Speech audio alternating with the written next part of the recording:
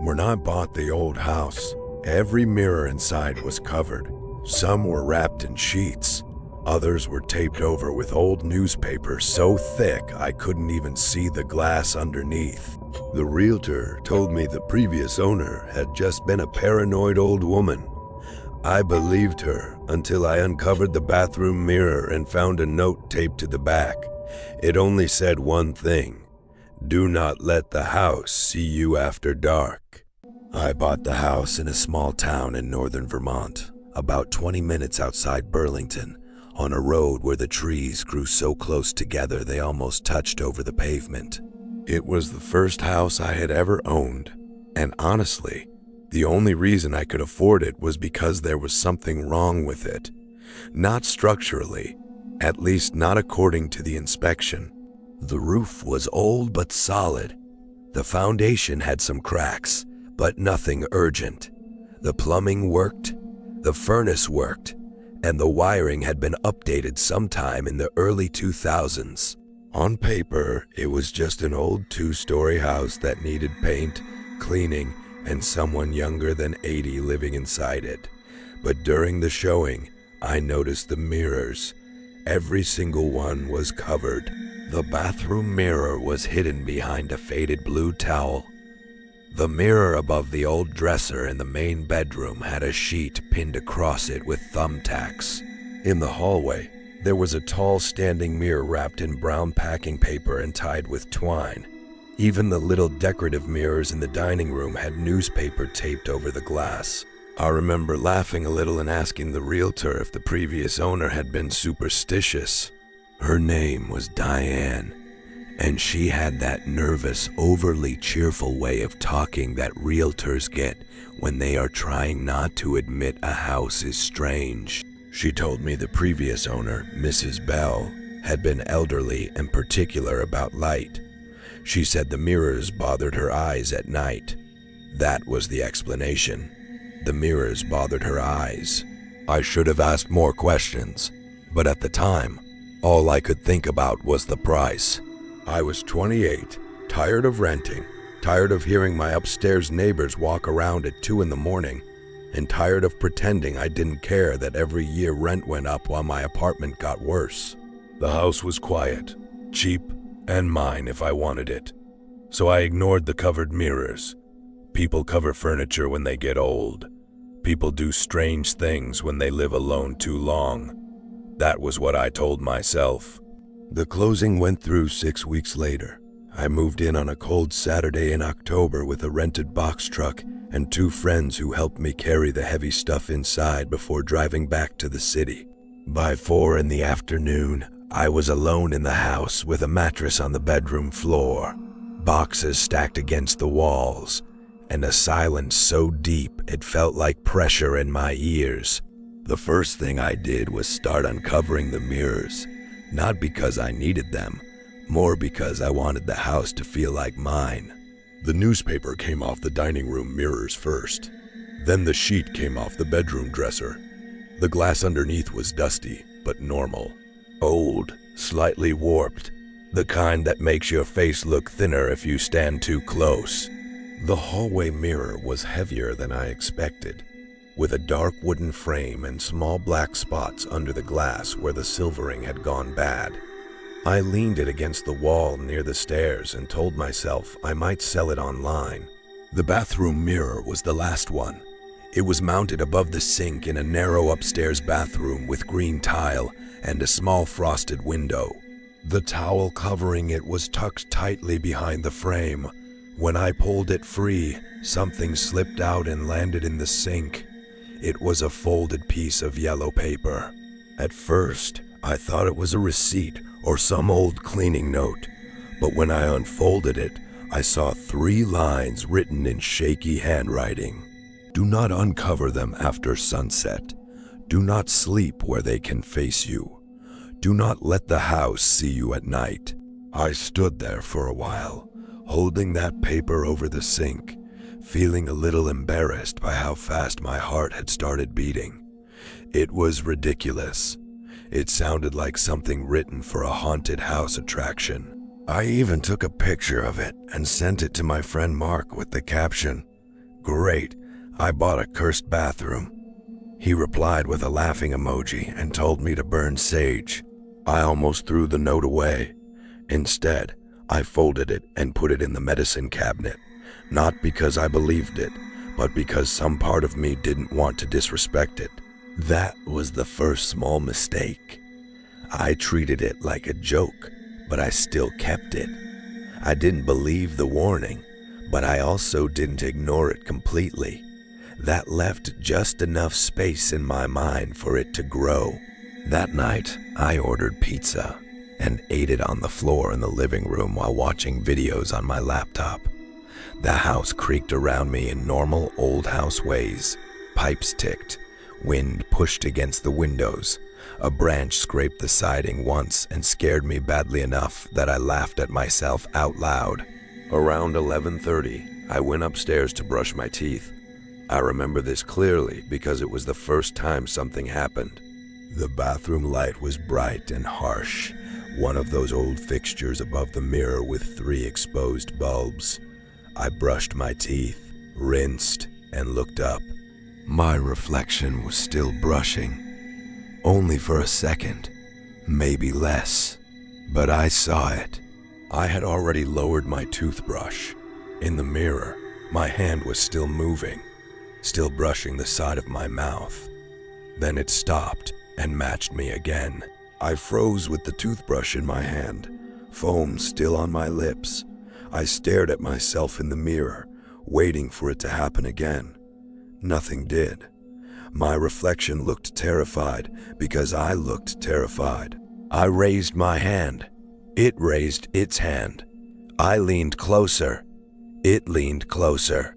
I told myself it was the lighting, or exhaustion, or the old glass warping when I moved. I finished up, turned off the bathroom light, and went to bed. Before I fell asleep, I remembered the note. Do not uncover them after sunset. I had uncovered all of them in the afternoon, before sunset. Technically, I hadn't broken that rule. That thought should have made me feel stupid.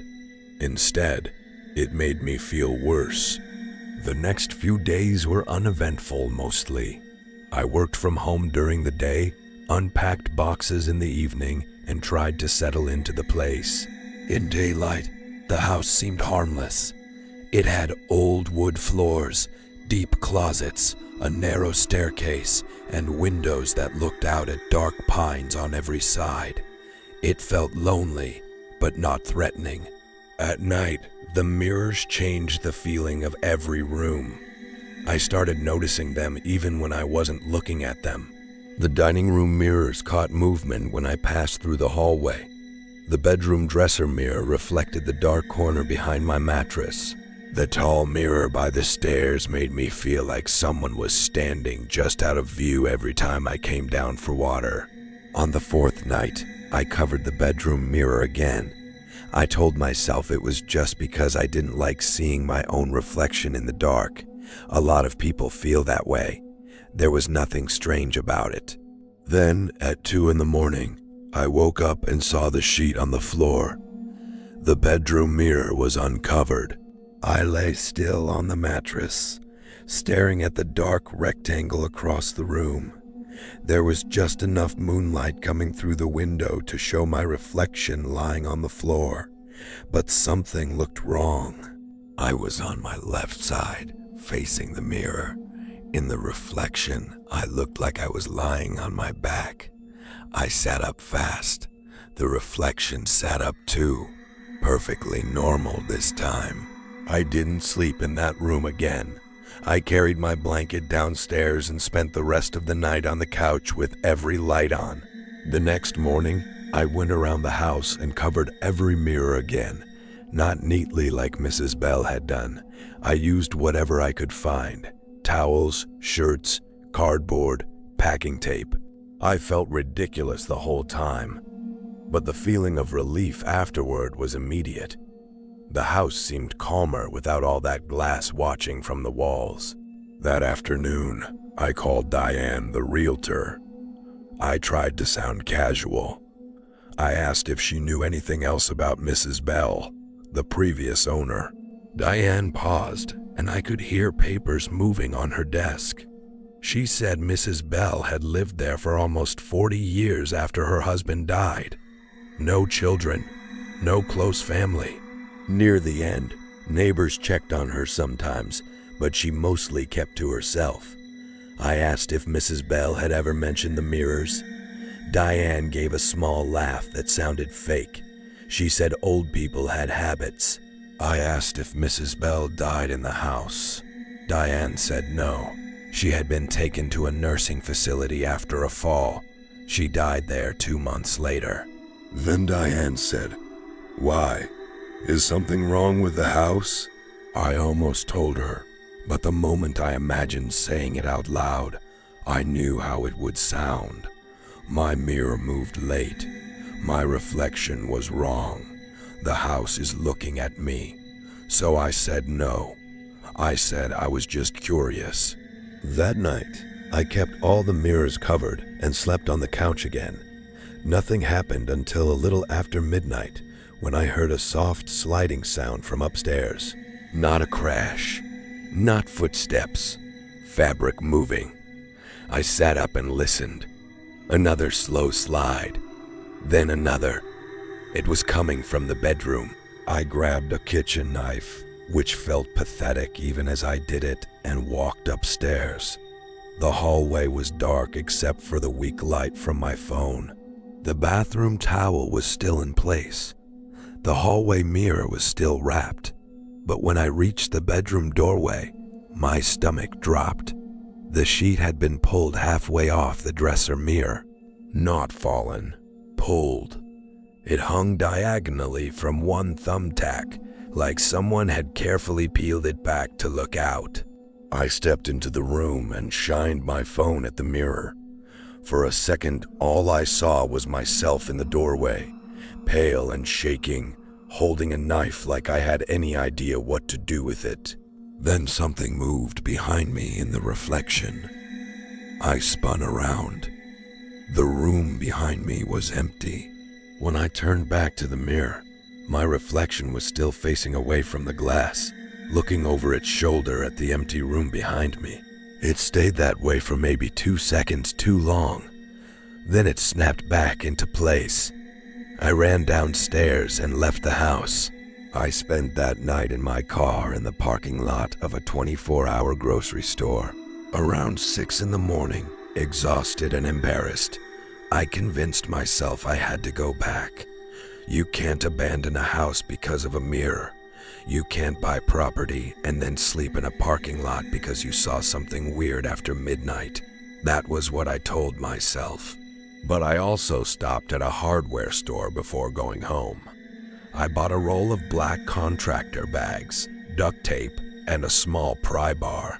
By noon, every mirror in that house was not just covered, but sealed. Black plastic over the glass, tape around the edges. The tall hallway mirror went face down in the basement. The smaller decorative ones went into a closet. The bathroom mirror was built into the wall, so I taped over it until it looked like a black square above the sink. For 2 nights, nothing happened. Then the house found other surfaces. It started with the dark window above the kitchen sink. I was washing a mug at night when I noticed my reflection in the glass. Outside was pitch black, so the window acted like a mirror. I could see myself standing at the sink, the cabinets behind me, the doorway to the hall, and in that reflection, the basement door was open. In real life, I knew it was closed. I had closed it earlier because the basement made the whole downstairs cold, but in the window, it stood open about a foot, with darkness behind it. I turned around. The basement door was closed. I looked back at the window. In the reflection, it opened a little wider. I didn't move for a long moment.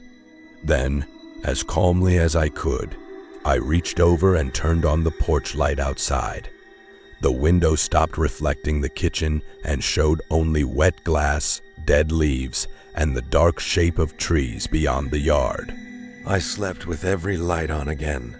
The next day, I bought curtains. After that, I became obsessed with reflections.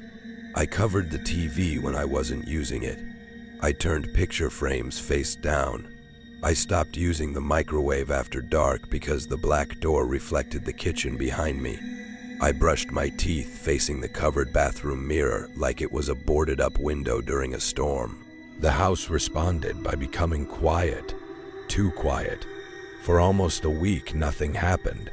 I started to relax in the way people do when they want to believe the worst part is over. I even slept upstairs again, though I kept the bedroom mirror sealed and turned toward the wall. Then one evening, while unpacking a box in the dining room, I found an envelope tucked behind the radiator. It was brittle with age, the paper browned at the edges. On the front, written in the same shaky handwriting as the bathroom note, were the words, "For whoever uncovers them." Inside were 6 photographs. They looked like Polaroids, old ones, faded almost green with age. Each photo showed a mirror in the house. The bathroom mirror, the bedroom dresser, the hallway mirror, the dining room wall. In every picture, Mrs. Bell was visible as the photographer, a thin old woman reflected in the glass with a camera held to her chest.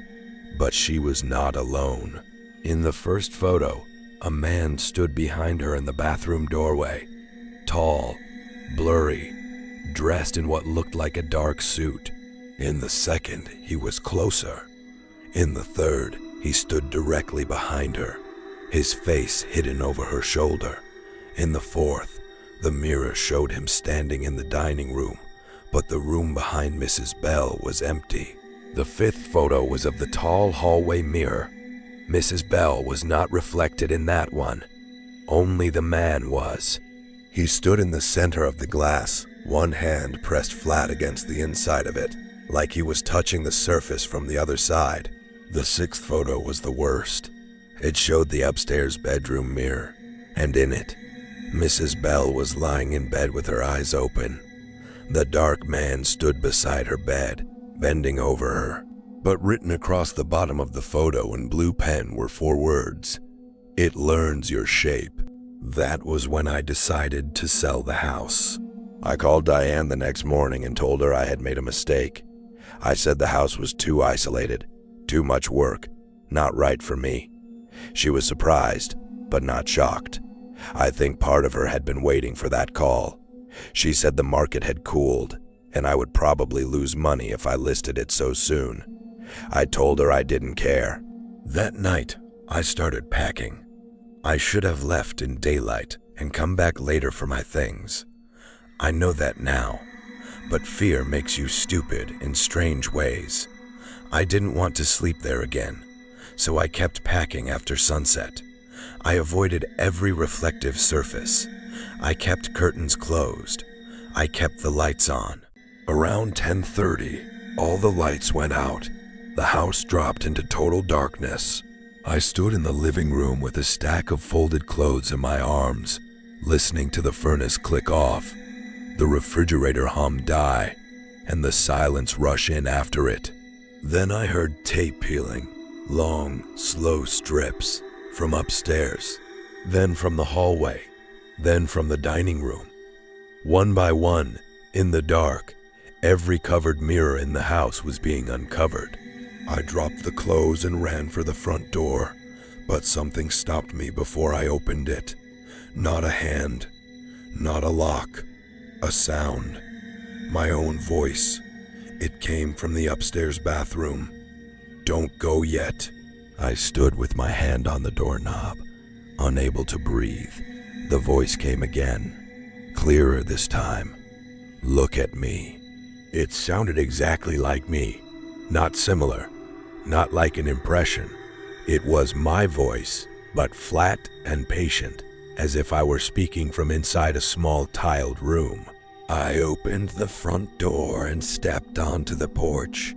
Behind me, from somewhere deeper in the house, Every floorboard creaked at once. I ran to my car, threw it into reverse, and backed down the driveway without turning around. As my headlights swept across the front windows, I saw the house clearly for 1 second. Every curtain was open. Every window was black and reflective. And in every single one, I was standing inside the house, watching myself leave. Not copies wearing different expressions, not shadows. Me. Dozens of me. In the upstairs windows, the living room, the dining room, even the little bathroom window above the porch roof. All of them stood still with one hand raised, palm pressed to the glass. I drove until I reached a motel near the interstate and stayed there for 3 days. I never slept in that house again. Diane eventually listed it. I disclosed the normal things. Old roof, damp basement, drafty windows. I did not disclose that the house seemed to watch people through mirrors. I know how that sounds. I know that makes me a coward, but I was desperate to be done with it. It sold 8 months later to a man from Massachusetts who wanted a quiet place to retire. I told myself maybe it was over because I had covered the mirrors again before leaving for the last time. I told myself maybe whatever was in that house had wanted Mrs. Bell, then me, and once I was gone, it would fade back into the walls. Then last winter, I got an email from the new owner. I don't know how he found my address. Maybe old closing documents. Maybe Diane gave it to him. The subject line was simple. Question about the mirrors. The email itself was only 3 sentences. Hi, sorry to bother you. Did the previous owner leave all the mirrors covered when you bought the house? And if so, did you ever hear your own voice coming from upstairs? I stared at that message for a long time. I never replied, but that night, before bed, I walked through my apartment and covered the bathroom mirror with a towel. I told myself it was just because the email had shaken me. Then I turned off the light, and from the dark bathroom behind me, I heard my own voice whisper, "You still look the same."